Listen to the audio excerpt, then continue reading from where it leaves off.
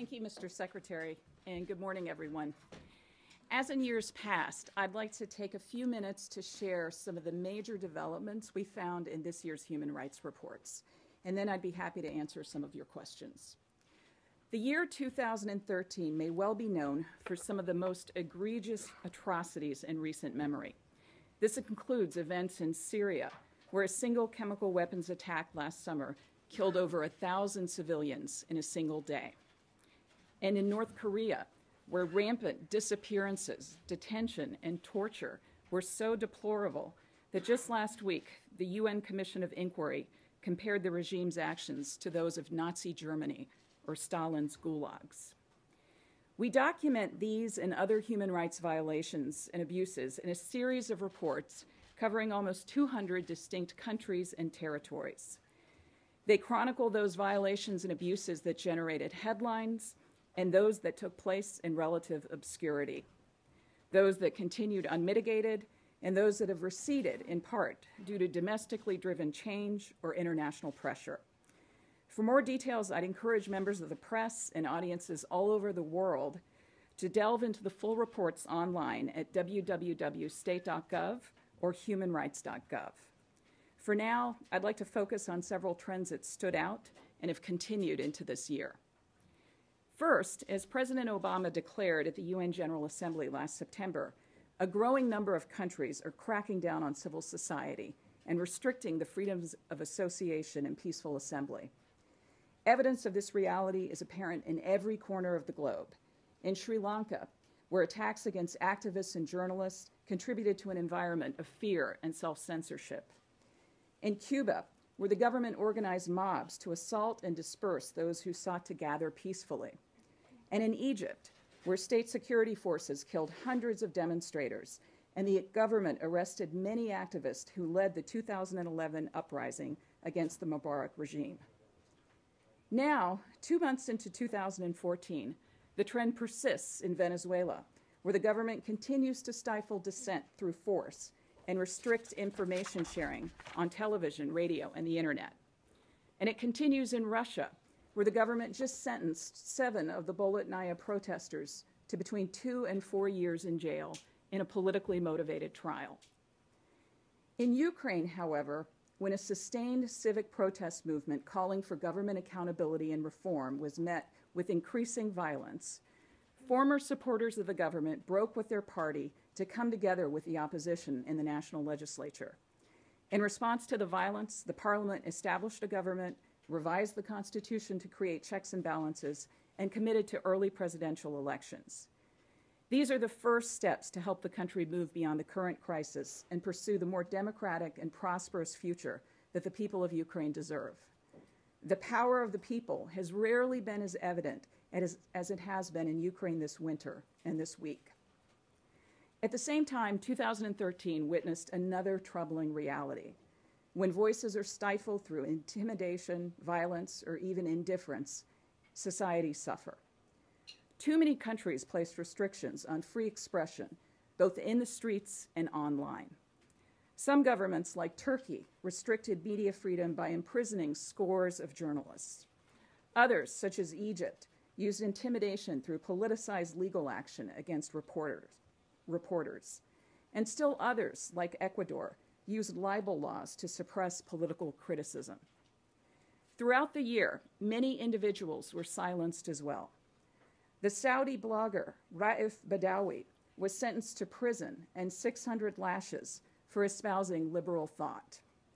The Vietnamese human rights lawyer and blogger Le Quoc Quan was imprisoned on charges of tax evasion. And Chinese Nobel Peace Prize laureate Liu Xiaobo continues to languish behind bars, while his wife, Liu Xia, remains under house arrest. These developments point to another truth. When violations and abuses are committed without accountability or means of redress, societies are less secure and more prone to conflict. In the world's newest country, South Sudan, security forces on all sides committed brutal acts against civilians, from killing to torture to rape, amid a climate of impunity. And in the Central African Republic, an estimated 1 million people were displaced during the year, and at least 1,000 people were killed in the capital in December alone. To date, there has been no justice or accountability for the violations and abuses that continue to occur. The past year also revealed the human consequences of exploitative working conditions, where workers' safety was often compromised and their ability to organize and bargain collectively was constrained. We saw the repercussions of this reality in Bangladesh, where the collapse of an 8-story factory building killed more than 1,100 garment workers and injured more than 2,500 others. And we continue to see the impact in many Gulf countries, where migrant workers are subject to abuse and denied recourse and safe working conditions. Like these workers, members of other vulnerable groups around the world were victimized or discriminated against because of who they were, what they believed, or whom they loved. In Pakistan, more than 80 worshippers were killed in a deadly church bombing, and more than 400 Shia were killed in targeted attacks throughout the year.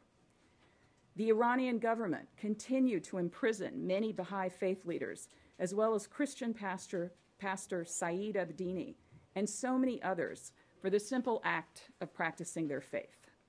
And in Afghanistan, there continued to be widespread violence against women and girls. Across the globe, we also witnessed troubling acts of violence against LGBT persons. In Cameroon, HIV activist Eric Hina Lembembe was tortured and murdered in his home. In Jamaica, 17-year-old Dwayne Jones was stabbed to death by an angry mob because he was dressed as a woman at a party. Both murders remain unsolved. Of course, these are just two examples, two cases, two people, but their stories are not unique. As the Secretary noted, LGBT conduct is criminalized in nearly 80 countries worldwide. Even when these laws are not enforced, their mere existence creates a climate of fear and sends a message to the broader population that it's permissible to discriminate against LGBT persons in housing, in employment, in education, and that it's permissible to beat or kill or torture someone simply because of their sexual orientation or gender identity. This past year demonstrated that the demand for human dignity is not a mere trend, but a timeless truth. When governments deprive their citizens of human rights, they invite more collective frustration, anger, and eventually instability. The Secretary mentioned some of the courageous and resilient human rights champions who remained undeterred in their defense of fundamental freedoms, despite incarceration and intimidation. Inspired by their example, it's our hope that these reports not only demonstrate where human rights problems exist, but also where human rights progress is possible. And it's our hope that these reports give shape to the aspirations and freedoms that people all over the world so richly deserve. So before I take your questions, I'd like to extend my thanks to dedicated colleagues around the world in Washington who make these reports possible. Thank you. Okay, so I'm going to call the questions because I'm so familiar with all of you. Thank you. Yep. Go ahead, Michael Gordon from the New York Times. We have time for a few questions. So. Great. Thanks, Marie. All right. Thank you. You have in your country reports, you have an extensive report on Iran. Has there been any change in the human rights situation there since President Rouhani took office in Tehran? Has that led to any changes whatsoever in restrictions on individual freedoms? And also, you also have a detailed account on Egypt. Would you say, based on your human rights assessment, that Egypt is a country that's in the process of restoring democracy, or would you say that's not the case? Thank you. Thank you. On your first question on Iran, with respect to improvements or changes under the Rouhani government, I think our conclusion is that we've seen little meaningful improvement in human rights in Iran under the new government. Our 2013 report documents allegations of torture, political imprisonment, executions in the absence of due process, which have gone up under this government, harassment of ethnic and religious minorities, limits on free expression, and harassment of human rights defenders, political activists, and journalists. There have been some steps, as the release of some political prisoners last fall, But overall, I would say the situation remains poor. And I would just underscore that, as Secretary Rice said last December, our support of the fundamental rights and freedoms for all Iranians will continue as we're testing the potential for a diplomatic resolution to the nuclear issue. With respect to Egypt and the overall rights situation, I think the report documents objectively and in detail persistent concerns and deficits over the course of the year under the previous government and the current government with respect to freedom of association, freedom of assembly, security force abuses, protection of religious minorities. So these concerns certainly continue. We're working with the Egyptian government and trying to offer engagement and support to help a return to civilian elected government and inclusive democracy in Egypt. Great, thanks. Go ahead, Steve. Yes, my name is Saeed Erika from the Daily Newspaper. I want to ask you about the human rights situation for the Palestinians under occupation. Coinciding with your report today, Amnesty International issued its own human rights report dedicated to the Palestinians, where it points to an alarming excessive use of force during 2013 that resulted in the deaths of twice as many in 2011 and 12 combined, and many of them children. Thank you. Reaction to that. Well, I would say on this, we take very seriously reports of violence in the West Bank, and we seek additional information from the government of Israel about these incidents. The report on the occupied territories documents violations of human rights by Hamas in significant amount, by the Palestinian Authority, and it also notes, in the case of Israeli authorities, documentation of excessive force and restrictions on freedom of expression and freedom of movement. I would just conclude that, the United States continues to raise human rights issues at the highest level with Israeli and Palestinian interlocutors, and we raise these issues with Israel as we do with every other country globally. If you could identify who you are in your outlet when I call on you. Go ahead, Nam Abdullah with Rudao in Kurdistan of Iraq. You didn't talk about Iraq in your speech, but we know the security situation in Iraq has deteriorated ever since the withdrawal of U.S. troops. What about the human rights there? Have you seen any improvement? And if you have anything to say about the Kurdistan region there? Thank you. Right. Thank you for your question. Our 2013 report documents severe human rights problems persisting in Iraq.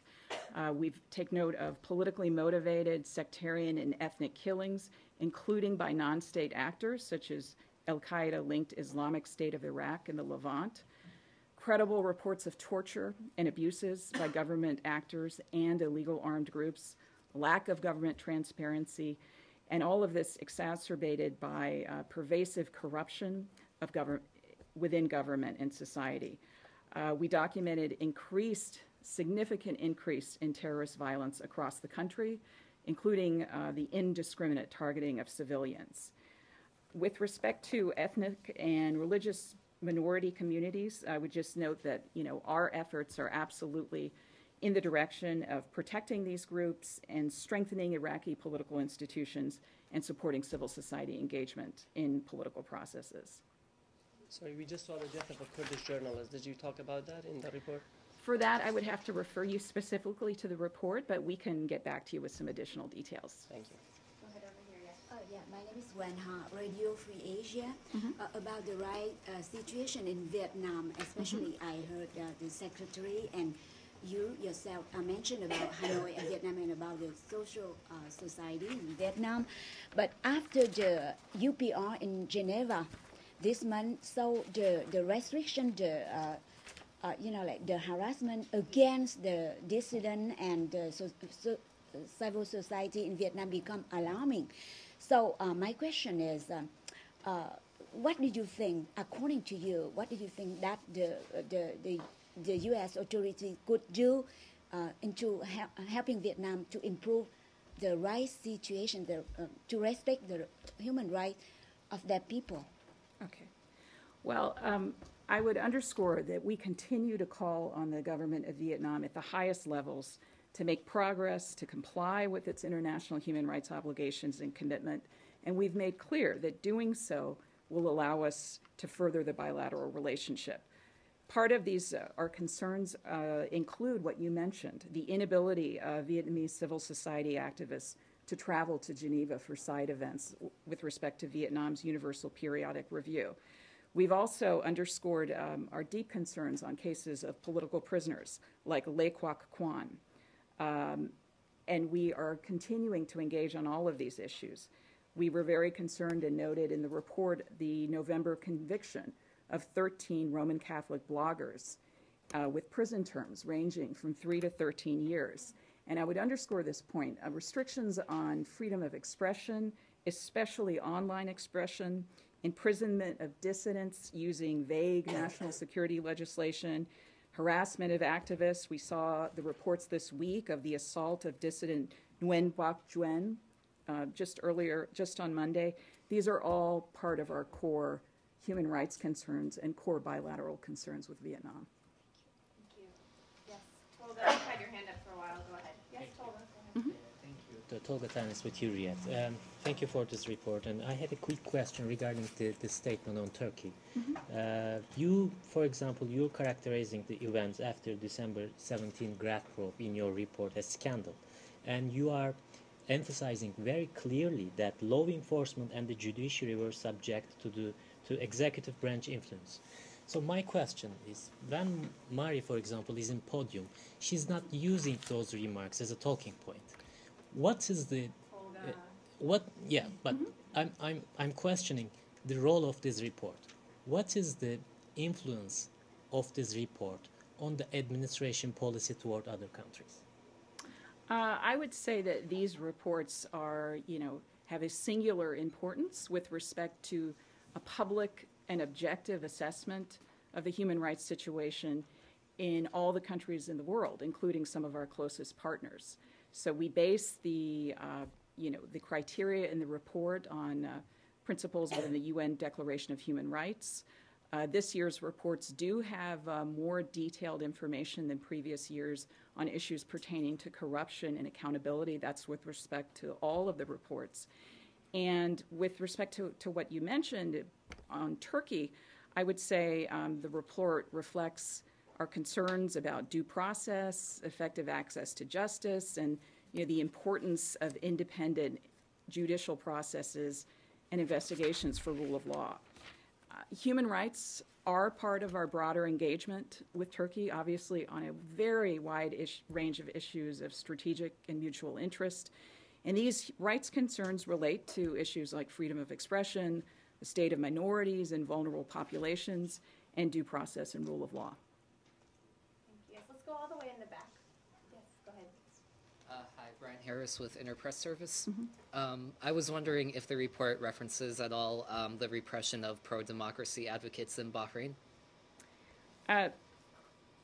Certainly. We have a very detailed report on Bahrain that notes a number of human rights concerns, the continued restriction and detentions of protesters, reports and documentation of mistreatment of detainees, lack of due process in trials, trials of individuals arrested for political activity or human rights activity.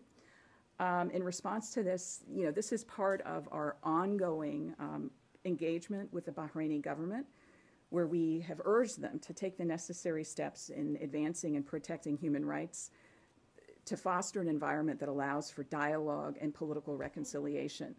Some of the specific areas where we've encouraged progress is in releasing prisoners who have been imprisoned on charges related to freedom of expression, encouraging confidence-building measures towards reform and reconciliation, and encouraging accountability for allegations of security force excesses. But I would underscore that throughout all of this, we unequivocally reject violence on all sides, and we want to encourage a positive evolution in Bahrain. Maybe one more? Yeah, well, I think we probably have time for one more. Yes, right here. My name is Diana Castaneda from NTN24. And about Venezuela, the report says that a threat continues in this country against freedom of expression, and our news network has been shut down in Venezuela, and now the President Maduro is opening a new conference about peace. What are your comments about it? Well, on more specific Venezuela-related developments, I think I'd have to give the floor to Marie. But with respect to our human rights report, we certainly identified a number of key concerns in developments in 2013. The passage of presidential decree powers increased the concentration of power in the executive branch. We documented harassment, intimidation, legal actions against privately owned TV stations, media outlets, and journalists. And we also documented use of the judiciary to intimidate and selectively prosecute political, union, business, and civil society leaders who criticize the government. I would just reiterate the concerns that the Secretary stressed at the outset and remind you of his statement last week when he called on the Venezuelan government to step back from its efforts to stifle dissent through force and respect basic human rights. Great, thank you all for coming. Jen will be briefing today, so we encourage you to keep looking at the report, send questions our way, send them our way in the briefing, and we're happy to, as you look through it, answer some additional questions. Thank you all.